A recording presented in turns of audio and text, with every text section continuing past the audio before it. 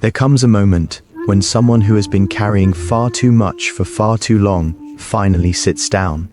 Maybe on a bed, maybe on a bus seat, maybe on a cold bathroom floor. The location does not matter. What matters is that split second when something inside them simply gives way.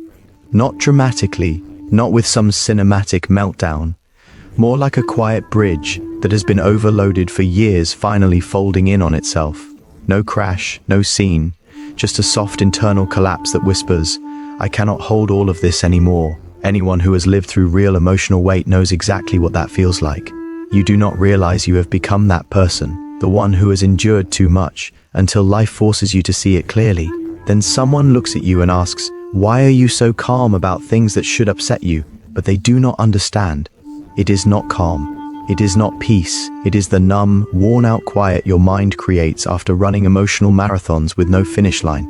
People love to call it resilience, but for people like you, resilience is not some heroic trait. It is survival mode dressed in better clothing. You carry a kind of gravity everywhere you go. A weight behind your eyes. A slow pause before answering because your brain runs threat assessments it never asked to learn. You fold your emotions into tight little shapes just so they fit somewhere without spilling over. You keep moving, even when your inner world feels like a hurricane. What is strange is that people think this makes you wise or mature or easygoing. They do not realize none of that was earned through nurturing. It was forced. Some people grow because they were cared for. Others grow because life said, "Figure it out or drown." That is not development. That is extraction. The mind does not walk away from that unchanged. Psychologists call part of this emotional overcompensation. When your nervous system gets overwhelmed repeatedly, it does not evolve smoothly. It reorganizes itself in desperation. It becomes hyper-aware, hyper-braced, hyper-ready. It starts predicting storms, even on clear days, because uncertainty once meant danger. So if you wonder why you overthink everything, why you scan people's tone, why you prepare for problems no one else sees, that is why. Your mind built defenses you never requested. And even when you heal, those old structures remain underneath the renovation like bones of a past life. People who have been through too much carry what I call an invisible curriculum. You know how to read silence like a full paragraph. You sense tension before the room notices it exists. You avoid conflict the way someone tiptoes around shattered glass. You calm others while your own heart trembles. You shrink when attention feels unsafe. You recover quickly because life never gave you the luxury of falling apart for long. Those are not personality traits. They are survival scripts burned into your wiring. Developmental psychology confirms this. Long stretches of stress recalibrate the brain. It becomes sensitive to threat, reactive to subtle cues, aware of patterns others cannot detect. People call that intuition. But for many of us, it is experience-based pattern recognition forged through necessity. And there is a softness that emerges from all this. A gentleness born not from ease, but from knowing what pain actually feels like. People mistake that softness for weakness.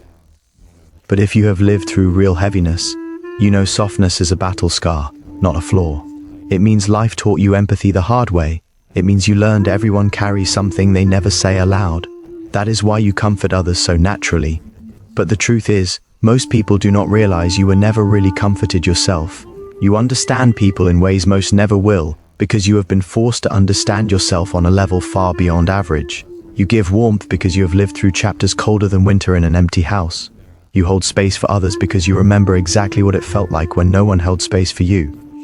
But behind that generous heart, behind that empathy, behind all the emotional intelligence people assume you naturally possess, there is something else hiding. Exhaustion. Not the kind you sleep off, the kind that makes you disappear into yourself.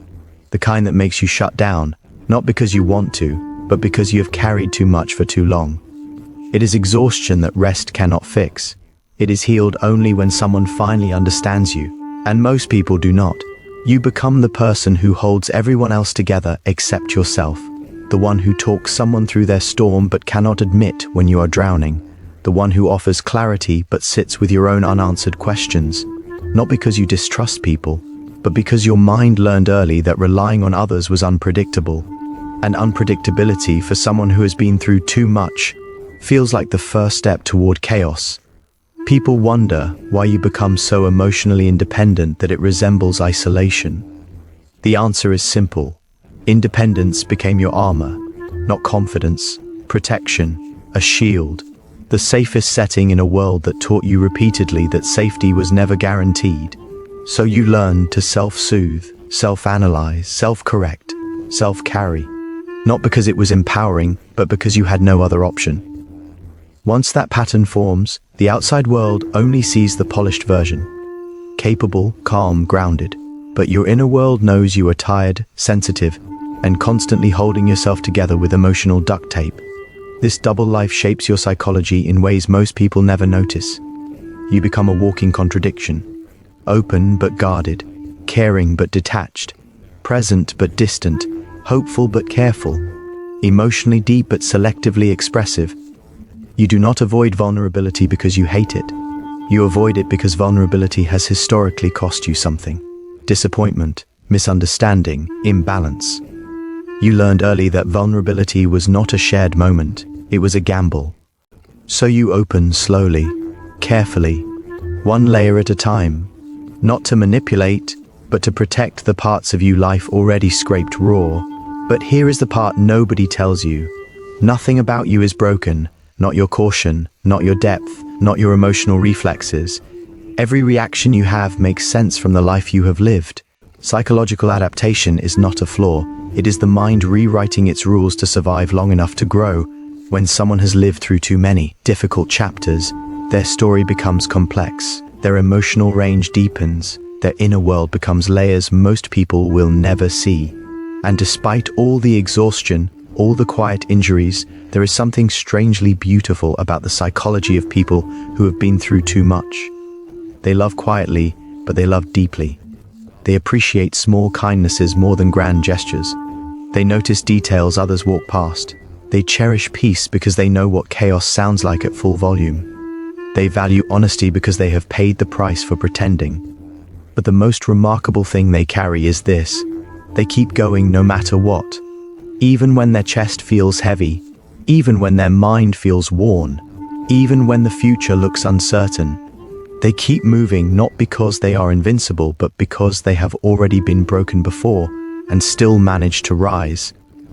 There is wisdom that only comes from surviving yourself, maturity that comes from navigating emotions without a map, self-awareness that forms when you have had to decode your own mind just to stay functional.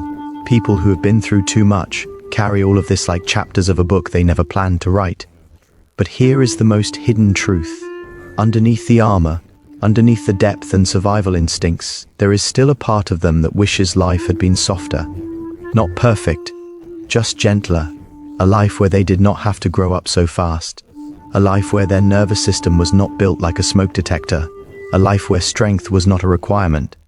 And still, even without that gentler life, they show up. They move forward. They carry wisdom older than their years. They turn experience into understanding, pain into depth, struggle into quiet power. They become the kind of person who transforms everything they survived into something meaningful. People who have lived through too much do not just survive life. They study it like a language they were forced to learn. They break it down, analyze it, replay it, decode it. They turn past chaos into clarity, old wounds into insight, emotions into meaning. And without even realizing it, they become the kind of person others quietly rely on. They become the one you seek when you need honesty that is not sugar-coated, calm that is not performed, or clarity that actually grounds you. They are the ones who listen without needing your entire story, because they already know what it feels like to carry emotions you cannot explain. They have held feelings that never had words, felt storms they could not describe, and hoped someone would understand without dragging their history into the spotlight. That is where their psychology shifts from survival mechanism into something rare, something the world desperately needs but barely recognizes. There is a subtle moment, barely noticeable, when someone who has been through too much starts to realize they do not see the world like everyone else. It does not hit all at once. It creeps in through small, quiet observations. You notice that situations sending others into panic barely make you flinch. You notice that moments making others excited feel strangely muted inside your chest. You notice your mind is always 2 or 3 steps ahead, scanning possibilities, preparing exits, bracing for emotional aftershocks before anything even happens. At first, you think it makes you strange, but later, you learn it is not strange. It is simply the residue of everything you have carried. People who have lived through too much form a peculiar, double-edged relationship with reality. On one side, you feel everything with intensity, sometimes too much. On the other side, you have learned how to detach from that intensity when it threatens to overwhelm you. This ability to feel deeply yet step back instantly is not taught. It is built. Your mind constructed it as a survival structure, a way to balance emotional fire with emotional armor. Psychologists call it emotional duality, adaptive detachment. But really, it is simply this. You can care profoundly while protecting yourself as if your life depends on it. That duality shapes everything.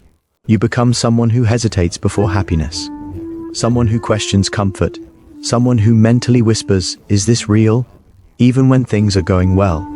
Not because you are pessimistic, but because your nervous system remembers all the times good moments were just the calm before devastation. Even when your life finally shifts, even when circumstances improve, your body does not update immediately. It still flinches, it still braces, it still expects impact even when the ground is steady. This complicates your relationships, not because you do not care, but because you care with a depth that frightens you. You fear losing people before they have truly arrived. You imagine endings before beginnings have room to breathe. You apologize too quickly. You forgive too easily. You silence your own needs because you do not want to become a burden. You listen more than you speak, give more than you take, and when someone finally asks what you need, you freeze. You genuinely do not know how to want something without feeling guilty for it. People who have survived too much develop a particular kind of love, steady, intense, loyal in a way that feels timeless. You do not love recklessly, but when you do love, it is real. You notice the smallest things, you hear the emotions someone hides behind a single sentence, you recognize when someone's reassurance actually means they are breaking, you show up in ways most people rarely notice. That sincerity carries a cost. You get hurt easily. Not by cruelty, but by carelessness. Not by attacks, but by inconsistency. Because inconsistency feels like the beginning of abandonment. And abandonment, even the subtle kind, awakens old memories your nervous system never forgot. This is what most people will never understand. When someone who has lived through a lot reacts strongly to something small, they are not reacting to the moment itself. They are reacting to every echo of the past that moment resembles. Their body remembers patterns before their mind can form thoughts. Their emotions move according to a history they learned long before they had language for it. So instead of explaining, they stay quiet. They hide their triggers. They mask their anxiety. They smile through discomfort. They maintain peace even when their chest feels tight because they fear being misunderstood. They fear being called dramatic or oversensitive. So they tuck their storms behind their ribs where no one can see them. But here is the irony.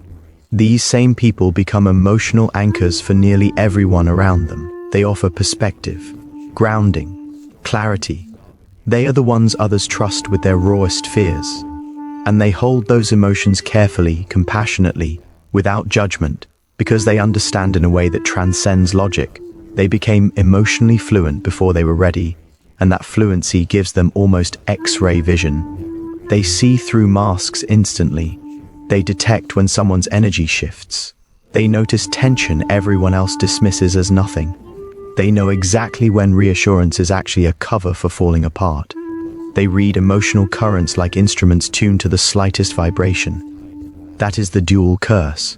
It is a gift, and it is a burden, because they absorb too much, carry too much, hold too much.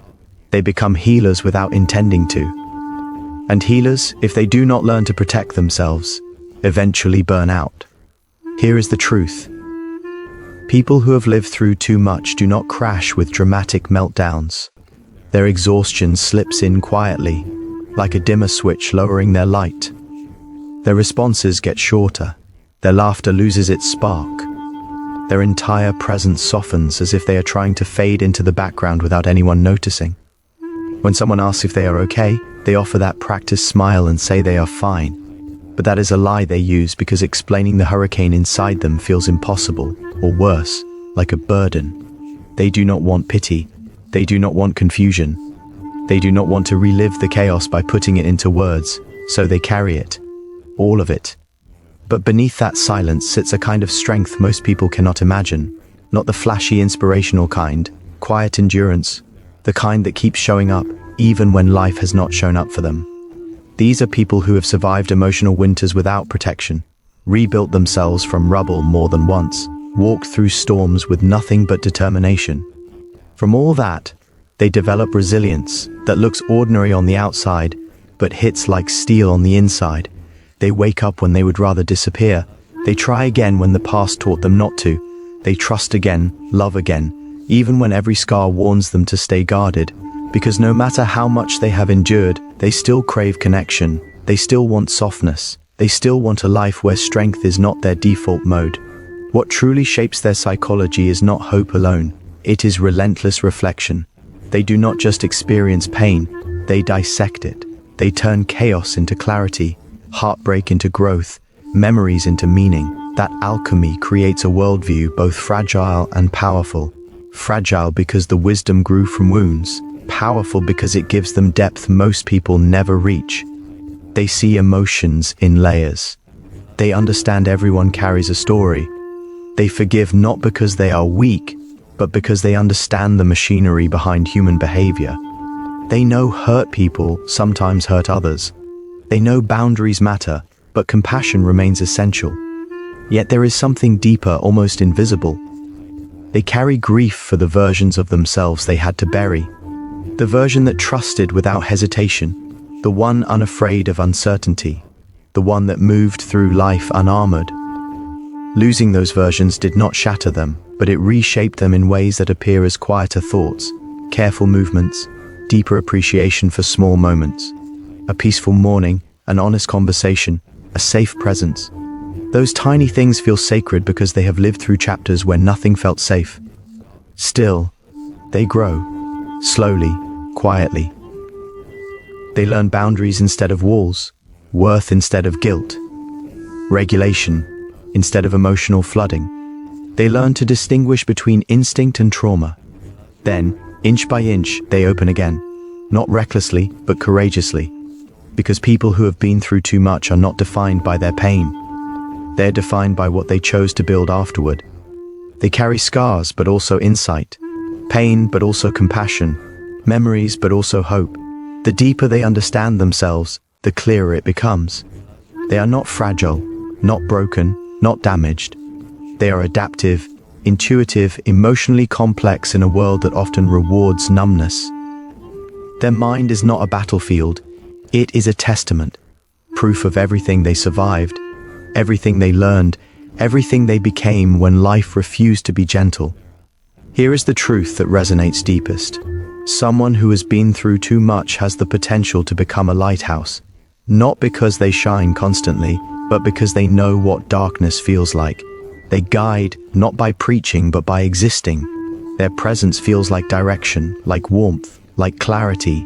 They transform pain into perspective, perspective into wisdom. These are the ones who learn to love slowly but deeply, trust carefully but genuinely, rebuild until their inner world finally feels like home.